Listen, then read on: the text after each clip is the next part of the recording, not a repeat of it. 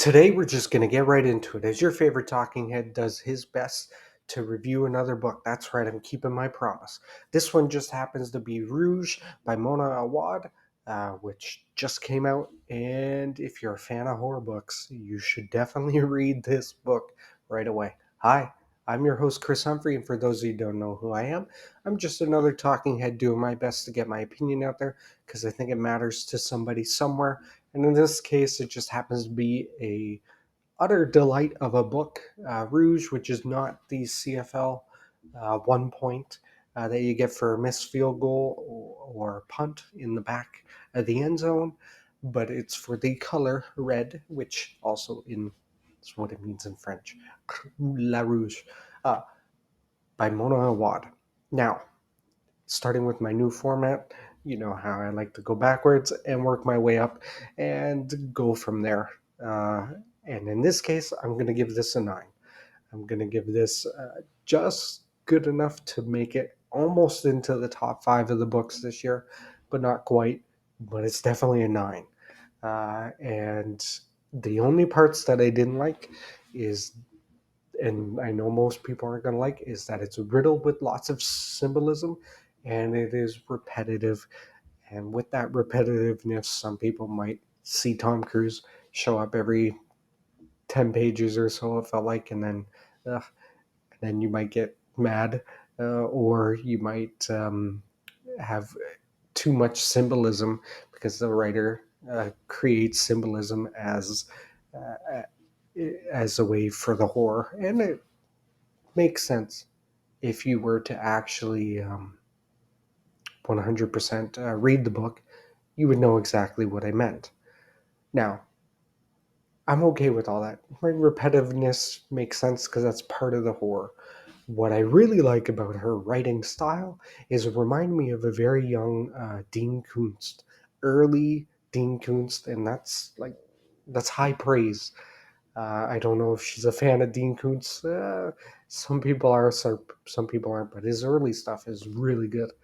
And this book made me really enjoy uh, enjoy it and enjoy the symbolism. Yeah, Tom Cruise showing up every little bit, Snow White, Eyes Wide Shut, all those references that are chock full in there.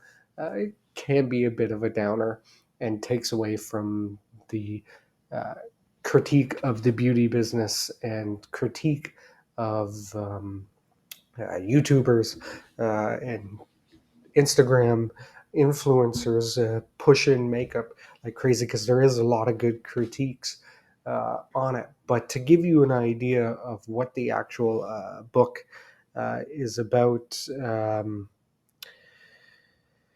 basically the lead character, Belle, which I think is what the lead in Beauty and the Beast as well, is obsessed with her skincare regime.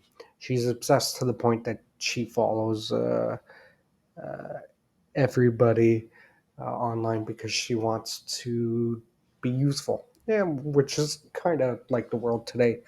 And now her estranged mother dies. So she's going back to California uh, to go through with the proceedings, where she finds this uh,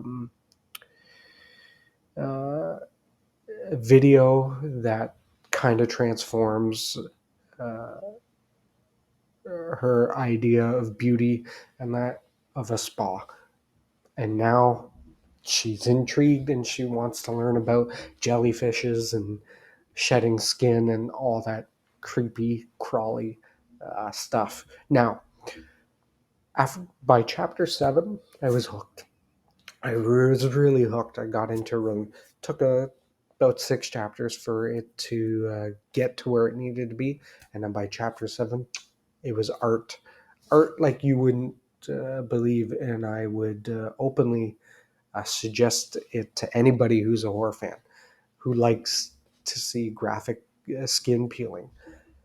Then it picks up and it goes full throttle to the needle, and boom. Those last 40 pages, last 4 chapters or so, it just balls to the wall, creepy and crawly and disgusting, full of jellyfish and Tom Cruise. Uh, that's right, I'm repeating it just like she does, so that you can hammer home our critique on the beauty industry. But if you don't like those kind of authors, you don't like that kind of style where they repeat and they hammer things home, then don't even bother. But if you are a horror fan and you want something new to read, and you want a writer who's willing to play with words and make fun of things so darkly and creepily, then you should go out there and pick up Mona Awad's new book, because Rouge is really fun to read, really creepy. Like I said, a young Dean Koontz, or even a Stephen King back when he was young too. It's just very detailed. It got under my skin. I'm still thinking about it. You can tell, and it helps that I just finished it a day or two ago. But get out there and let me know. Great book, 9 out of 10. Let me know what you think of it. Let me know what you think of me. Let me know what you think of my Argos. I love you guys. You know what I'm going to say. If I don't see you again, good to Morgan, good to Nobden, and good to Knock. Producer, play some music, baby. But none of that creepy stuff. Ciao.